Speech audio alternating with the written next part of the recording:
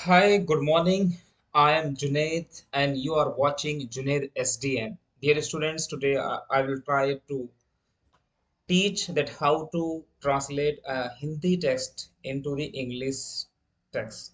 आज हम ये सीखेंगे कि एक हिंदी को इंग्लिश में कैसे हम ट्रांसलेट कर सकते हैं क्योंकि ये थोड़ा टफ माना जाता है हमारे यहाँ आमतौर से कि एक इंग्लिश लैंग्वेज से हिंदी की तरफ शिफ्ट होना आसान माना जाता है बट हिंदी से इंग्लिश की तरफ थोड़ा सा टफ माना जाता है but it doesn't matter whether you are translating into Hindi from English और from Hindi to English only it depends on your practice and your on your concentration ये आपकी प्रैक्टिस पर निर्भर करता है तो आइए मैं कोशिश करूंगा कि हम इसको बहुत अच्छे तरीके से इसका हम ट्रांसलेशन करना सीख सकें देखिए एक गांव में एक छोटा लड़का रहता था एक छोटा लड़का रहता था एक गांव में रहता था एक छोटा लड़का ठीक है ना एक छोटा लड़का रहता था एक गांव में इसको ऐसे बनाएंगे हमेशा जब भी सेंटेंस बनाते हैं इंग्लिश में तो मेरा जो सेंटेंस होता है वो किस डायरेक्शन में ट्रेवल करना चाहिए उसका सिंपल तरीका यह है कि दोस्त पहले आप एक सब्जेक्ट लेकर के आए फिर उसके बाद में एक वर्ब लेकर के आए फिर उसके बाद में एक उसका ऑब्जेक्ट लेकर के आए अगर आप इस वाले मेथड को फॉलो करेंगे एक नंबर पर सब्जेक्ट दो नंबर पर वर्ब तीसरे नंबर पर ऑब्जेक्ट तो ये बन जाएगा आपका 123 123 याद रखना subject verb object subject verb object तो हमेशा पहले सब्जेक्ट लेकर के आएंगे तो सब्जेक्ट कौन है यहाँ पर देखिए सब्जेक्ट है एक छोटा लड़का तो हम बोलेंगे अ लिटिल बॉय क्या बोलेंगे a little boy a little boy एक छोटा लड़का क्या करता था रहता था तो a little boy lived lived रहता था लिव्ड रहता था यानी पास्ट की बात कर रहे हैं पास्ट इंडेफिनिट तो एक छोटा लड़का रहता था कहां पर रहता था एक छोटे गांव में तो हम बोलेंगे in a small village in a small village एक छोटे गांव में एक छोटा लड़का रहता था एक छोटे से गांव में एक छोटा सा लड़का रहता था लेकिन यहाँ पर देखो कि यहाँ पर एक गांव की बात चल रही है यहाँ पर स्मॉल की जरूरत नहीं है तो कोई बात नहीं मैं इस स्मॉल को यहाँ से हटा देता हूँ और इसको बहुत सिंपल तरीके से मैं इसको इधर शिफ्ट कर देता हूँ ये लीजिएगा ठीक है तो एक छोटे गांव में एक लड़का रहता था एक लड़का रहता था इन अ विलेज चलिए जिसका नाम अर्जुन था जिसका ये थोड़ा गलत लिखा हुआ है दोस्त जिसका नाम अर्जुन था जिसका नाम हुज नेम तो जिसका नाम whose name whose name was Arjun जिसका नाम अर्जुन था एक तरीका तो यह है या ऐसा कह सकते हैं आप कि a little boy lived in a village named Arjun ऐसे भी कह सकते हैं यह भी तरीका है कहने का या whose name was अर्जुन ऐसे भी कह सकते हैं या ऐसे भी कह सकते हैं called अर्जुन जिसको अर्जुन कहा जाता था तो कई तरीके हो सकते हैं बस आपका जो मतलब है जो आप कहना चाह रहे हैं जो आपका एक्सप्रेशन है वो एक कंप्लीटली रिसीवर तक पहुंच जाना चाहिए जिसका नाम अर्जुन था वह बहुत ईमानदार क्या था वह बहुत ईमानदार और सीधा साधा था यहाँ पर लिखा हुआ है वह बहुत ईमानदार और सीधा साधा था चलिए तो यहाँ पर लिखेंगे हम वो बहुत ईमानदार और सीधा साधा तो बोलेंगे ही वॉज वेरी सिंपल वो बहुत ईमानदार था और सीधा साधा तो बोलेंगे ही वॉज वेरी ऑनेस्ट इसको पढ़ेंगे हम क्या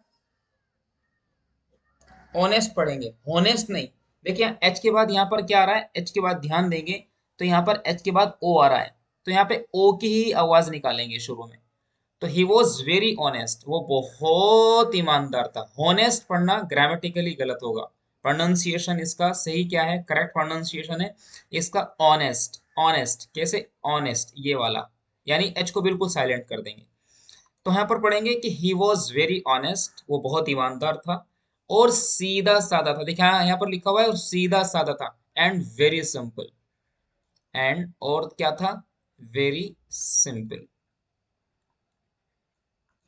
सेंटेंस पूरा हो गया हमारा इतनी बात क्लियर है कि नहीं इसके बाद बोला जा रहा है कि उसके माता पिता किसान थे किसान की स्पेलिंग पर मत जाइए ठीक है ना हमने जल्दी टाइपिंग की है, तो किसान की सही स्पेलिंग आपको पता है, प्लीज यहाँ पर मुझे आप क्रिटिसाइज मत करना। तो क्या बोलेंगे कि उसके माता पिता किसान थे, तो हम बोलेंगे हिज पेरेंट्स। किसके माता पिता थे? तो पहले सब्जेक्ट, मैंने क्या बोला, पहले सब्जेक्ट लेकर के आएंगे। मैंने क्या बोला, पहले सब्जेक्ट लेकर के आएंगे, उसके बाद में वर्ब लेकर के आएंगे, उसके बाद में ऑब्जेक्ट लेकर के आएंगे। तो हाँ बोल रहा हूं मैं कि हिज पेरेंट्स, कौन किसान थे? उसके पेरेंट्स। तो हिज पेरेंट्स, उसके माता पिता, हिज पेरेंट्स। अब देखिए पेरेंट्स मैंने क्या किया कि यहाँ पर लास्ट में एस आ रहा है, तो ता, थी, ता, था, थी, थे के लिए हम वॉज या वर यूज करते हैं। अब चूंकि ये प्लूरल है तो यहाँ पर लेकर के आएंगे वर, WERE, वर। तो हिज पेरेंट्स वर फार्मर्स। क्या बोलेंगे आप? तो हिज पेरेंट्स वर फार्मर। तो हिज पेरेंट्स वर फार्मर्स, उसके पेरेंट्स किसान थे। और अर्जुन भी खेतों में, क्या बोला है, और अर्जुन भी खेतों में क्या करता था? खेतों में उनका हाथ बटाता था, हाथ बटाता था मतलब कॉपरेट करता था, कंट्रीब्यूशन देता था। तो क्या बोलेंगे कि वो उनको कॉपरेट करता था, कंट्रीब्यूट करता था, असिस्ट करता था। एंड किसान थे, और अर्जुन भी क्या करता था? एंड अर्जुन क्या करता था? अर्जुन को कोऑपरेटेड देम, उनको कोऑपरेट करता था, ठीक है ना, खेतों में। In in the fields, in fields या इन द, इन फील्ड्स के ना विल बी बेटर। तो Arjun cooperated them in farming, ठीक है ना, या इन फील्ड्स। फील्ड्स का मतलब खेत, खेतों में। अर्जुन भी खेतों में उनका हाथ बटाता था। हाथ बटाने का मतलब होता है कोऑपरेट करना। क्या करना? कोऑपरेट करना, फेवर करना, सपोर्ट करना। एक वर्ड आता है असिस्ट करना, एक आता है हेल्प करना। लेकिन अच्छा रहेगा यहाँ पर कोऑपरेट। तो यहाँ पर क्या बोलेंगे हम? हमने बोले यहाँ पर अर्जुन कॉपरेट देम, ठीक है ना, अर्जुन कॉपरेटेड देम इन फील्ड्स। बात क्लियर? यहाँ तक हमारा ये सेंटेंस पूरा हो गया। एक दिन अर्जुन को खेत में काम करते समय एक चमकती हुई चीज मिली, एक चमकती हुई चीज मिली, बहुत इंपॉर्टेंट है, एक दिन। तो यहाँ पर लिखेंगे हम वन डे, वन डे एक दिन, और कॉमा डालेंगे। वन डे एक दिन अर्जुन को मिली, मतलब अर्जुन ने पाई। और पाने को बोलते हैं इंग्लिश में क्या? फाइंड। और इसके सेकंड फॉर्म आती है फाउंड। तो अर्जुन ने पाई मतलब यहाँ पर सेकंड फॉर्म यूज करेंगे, क्योंकि यहाँ पर पास्ट इंडेफिनिट की बात चल रही है। तो अर्जुन फाउंड वन डे, एक दिन अर्जुन फाउंड, अर्जुन ने पाई, क्या पाई? एक चमकती हुई चीज, चमकती हुई, चमकती हुई। तो Arjun found a shining object. Object का मतलब कोई भी चीज। तो Arjun found a shining object. कब? खेत में काम करते समय।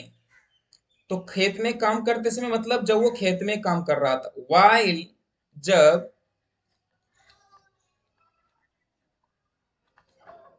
वाइल ही वॉज वर्किंग, जब वो काम कर रहा था खेत में। वाइल, जब, ही,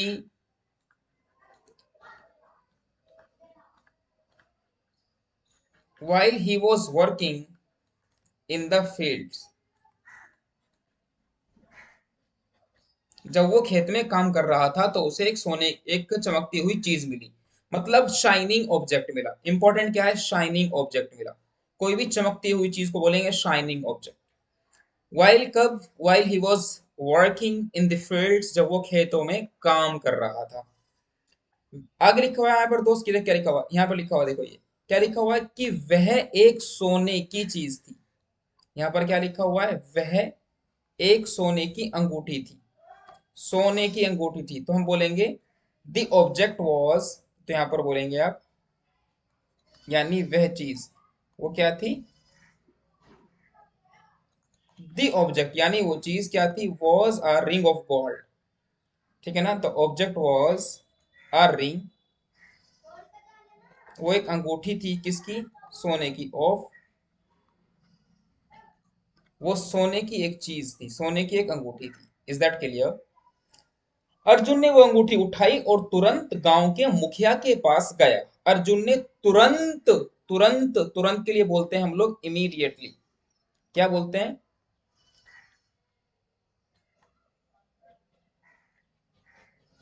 इमीडिएटली। तो अर्जुन ने फौरन उठाई तो हम बोलेंगे अर्जुन उठाई। उठाई का मतलब पिक की। अर्जुन ने वो अंगूठी उठाई। अर्जुन पिक्ड द रिंग, और उठाने के लिए पूरा आता है पिक अप। तो यहां पर बन गया ये picked the ring up. Arjun ने वो अंगूठी उठाई। Arjun pick the ring up immediately,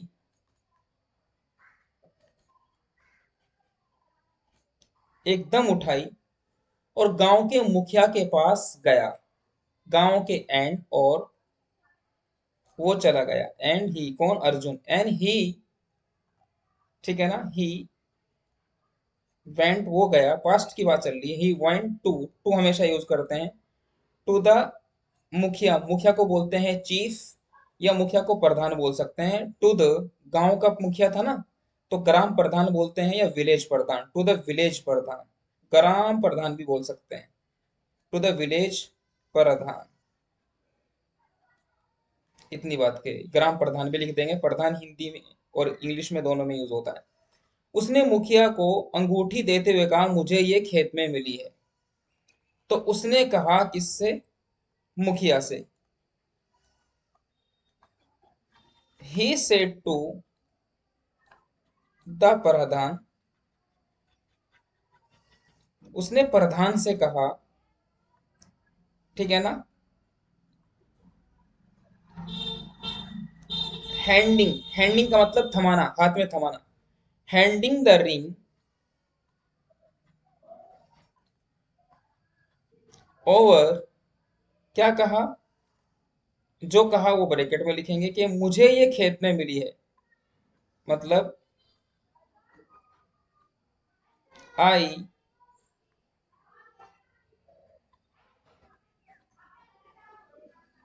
I have found, मैंने पाई है। दिस रिंग, ये रिंग, अंगूठी। इन माई फील्ड, अपने खेत में। इन माई फील्ड, शायद किसी की गिर गई होगी। शायद किसी की गिर गई होगी, ठीक है। तो उसको बोलेंगे परहैप्स।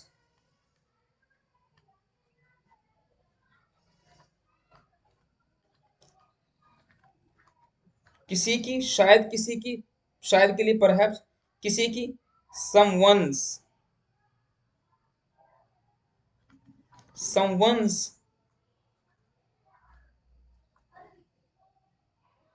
फेल, फॉल की सेकंड फॉर्म फेल। शायद किसी की गिर गई, देयर, वहां पर। परहैप्स समवंस फेल देयर, शायद किसी की वहां गिर गई। मुखिया बहुत खुश हुआ और बोला। मुखिया बहुत खुश हुए और बोले। मुखिया, द प्रधान, या चीफ, द चीफ, बहुत खुश हुए।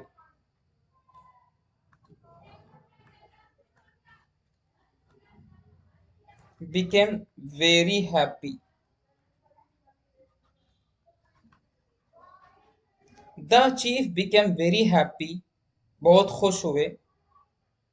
and stated, और बोले, मतलब and said, said बोलेंगे।